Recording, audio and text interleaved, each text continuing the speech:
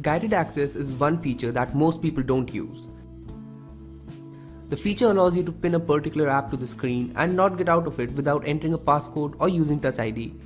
Just like the screen pinning feature in Android, guided access works pretty much the same way on an iPhone. To enable guided access, go to Settings,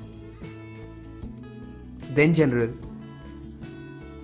Here tap on Accessibility, scroll down and tap on Guided Access and turn the guided access toggle to on. Now go to the app that you want to pin to the screen. Triple click the home button on your iPhone to start guided access. You can even deny access to specific areas of the screen by drawing boxes around it. Also, you can tap on options to configure the buttons that the person will have access to while the phone is in guided access mode, volume buttons, motion and more.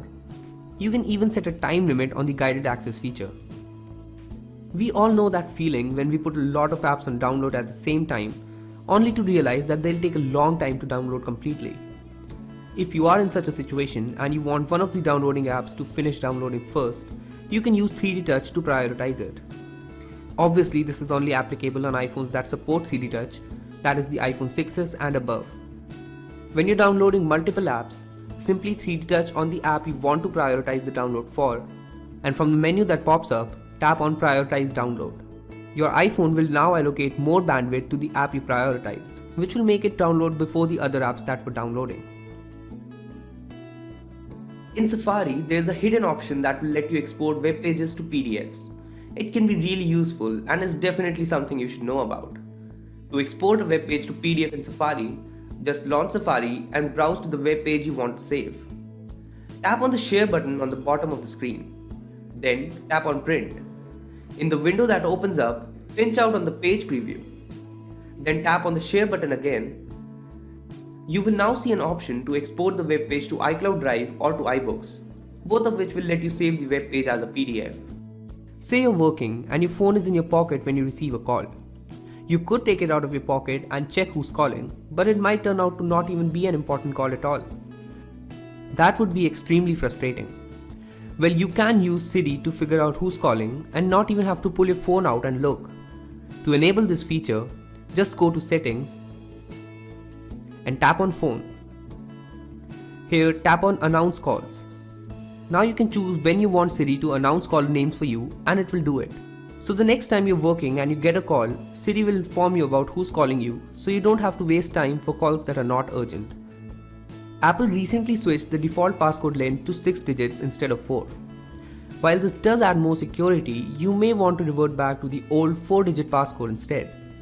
Alternatively, you can even set an alphanumeric passcode on your iPhone if you want to be extra cautious about people not being able to guess it. To do this, just go to Settings. Here, tap on Touch ID and Passcode. Enter your current passcode and then tap on Change Passcode. You will have to enter your current passcode again. Then, in the next screen, instead of entering a passcode, tap on Passcode Options. You will now get 3 options. You can choose Custom Alphanumeric Passcode to set a passcode containing both numbers and letters. You can choose Custom Numeric Code to set a numeric passcode with the length other than the default 6-digit passcode. You can also choose 4-digit numeric passcode to use the old 4-digit passcode style that was there in iOS 8. Personally, I use the 6-digit numeric code, but you can choose anything you want. If you want the most secure password, you should definitely opt for the Custom Alphanumeric Passcode option. And if you want something you can quickly type, you can choose the 4-digit numeric passcode as well. Another useful feature that Apple has added to iOS is Emergency SOS. While this is a feature I hope you never have to use, it's a highly useful one. To set it up, just go to Settings and tap on General. Here, tap on Emergency SOS. Enable the toggle next to click Sleep Wake to auto call. Also, choose whether you want Emergency SOS to be activated with 3 clicks or 5. You can also add emergency contacts who will be informed of your location in case of an emergency. You must be aware of the zoom accessibility feature in iOS. However, there is also another feature called the magnifier, which essentially turns your iPhone camera into a magnifying glass. To enable this feature, just go to Settings, then tap on General. Here, tap on Accessibility. Now tap on magnifier and turn the toggle to on. You can now triple click the home button to turn the magnifier on. The iPhone displays a special camera interface when the magnifier is turned on. You can use the slider on the bottom to adjust the magnification, and you can even click pictures like this. This is definitely a feature you'll find useful when trying to decipher what's written on the back of those tiny packages. This is something I think everybody can relate to. You park your car in a parking lot, and when you come back after a couple of hours, you can't seem to remember where you parked. Or maybe you do, but you just wish there was a better way. Well, fortunately, there is. Apple Maps can now automatically remember where you parked and place a pin on that location, so you can easily find your car without having to remember where exactly you parked it. To enable this, just go to Settings and then to Maps. Scroll down to the end and turn the toggle next to Show Parked Location to on. That's all. Your iPhone will now automatically remember where you parked your car. It does this by checking its connection with your car's Bluetooth or CarPlay. So if you don't have those, the feature will not work for you.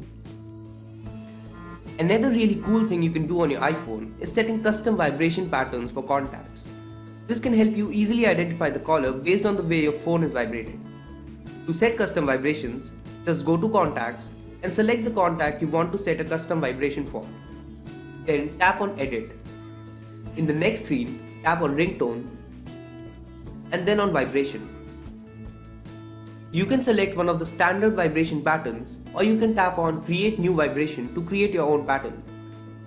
In the next screen, you can tap to create vibration patterns. Short taps result in short bursts of vibrations, and longer taps result in a longer vibration.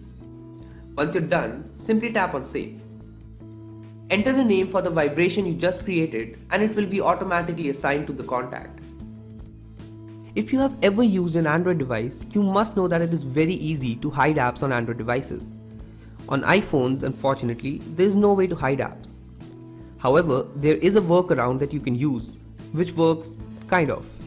If you want to hide third-party apps on your iPhone, you can use a little workaround that might help you. First, you'll need to find the age rating for the app you want to hide. Say you want to hide Tinder. Just go to the App Store, search for Tinder, and you'll see the age rating beside it. In this case, it's 17+. Now go to Settings and then General. Here, tap on Restrictions, go to Apps and tap on 12+. This will ensure that apps that are rated for people above the age of 12, which includes Tinder, will not be shown on your home screen. You can use this method to hide apps like Tinder or any other app using the age restriction. The issue with this method is that if you have more than one app that is rated 17+, it will also be hidden. Unfortunately, this is an unavoidable side effect of using this workaround because there is no way to hide specific third-party apps in iOS.